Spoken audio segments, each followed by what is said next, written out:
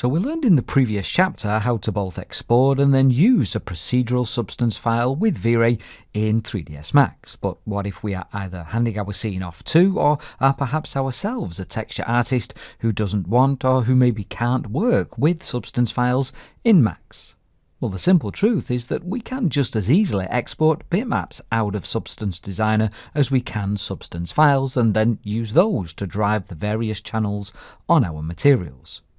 What we want to do in this chapter then is come back to Substance Designer and take a look at how we would go about exporting those bitmap files.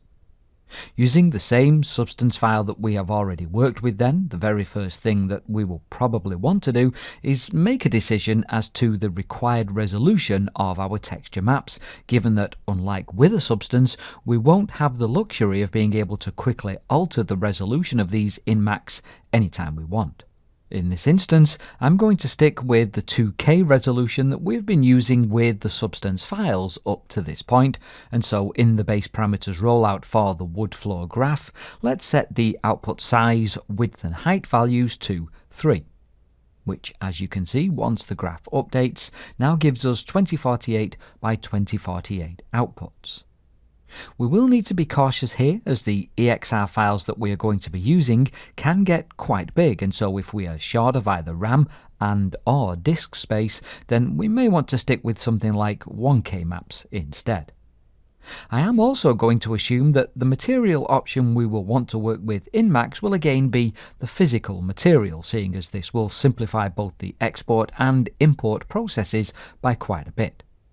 We also need to keep in mind that once we had our substance node in Max, we did make quite a few tweaks to its parameters, tweaks that we won't be able to make once the outputs are baked down to bitmaps, meaning we will need to make those same tweaks here inside Substance Designer before we go ahead with the export process. Coming down to the first of the roughness rollouts then, let's drop the default roughness value down to 0.25 and then work on the various normal intensities. So let's set the slat option to 0.15, knot to 0.02, grain needs setting at 0.05, dent at 0.12, scratch at 0.02 and crack at 0.07. With those tweaks and choices made then, what we want to do next is right click on the wood floor graph in the Explorer panel and choose the Export Outputs as Bitmaps option.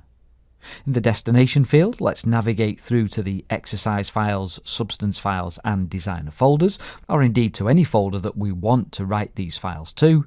And then, in order to have lots of flexibility for tweaking the bitmaps once we get them into Max, write these out to open EXR files, after which we can hit the Export Outputs button. This operation may take quite a while to complete if we are on a slower machine, and so a measure of patience may be needed. But once done, if I just open the folder up in an Explorer window, you can see that we do indeed have our EXR files written to disk.